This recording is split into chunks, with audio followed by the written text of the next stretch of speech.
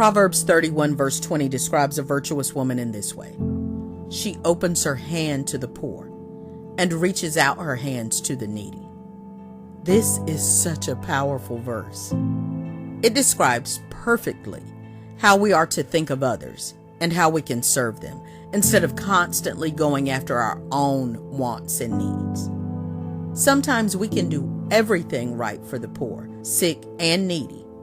However, we often downplay the importance of ministering and showing love and mercy to our own family members and friends.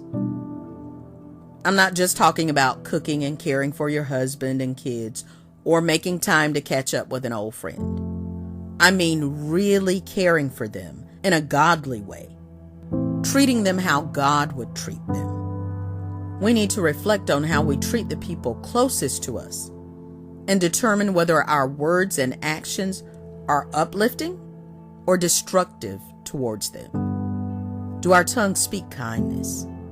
Do our words speak life or death?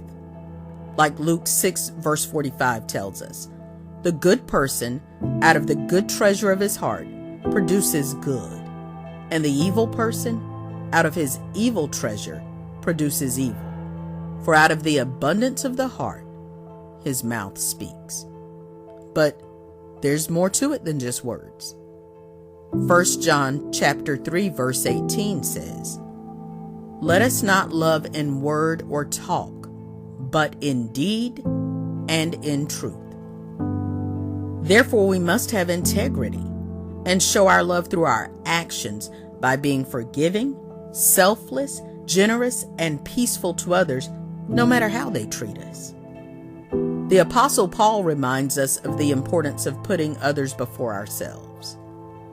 In Philippians chapter 2, he tells us to count others more significant than ourselves and to look not only to our own interests, but to the interests of others.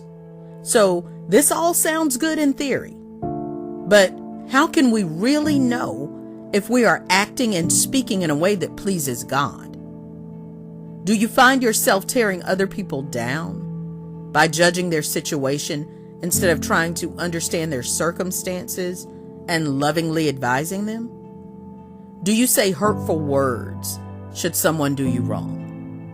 Do you have a tendency to snap and begin to throw insults and cuss with ready-made excuse of, "That's just how I am"? Our words and actions have the power to build up or destroy, to speak life or death, to make peace or conflict, to bring clarity or confusion, to encourage or to discourage.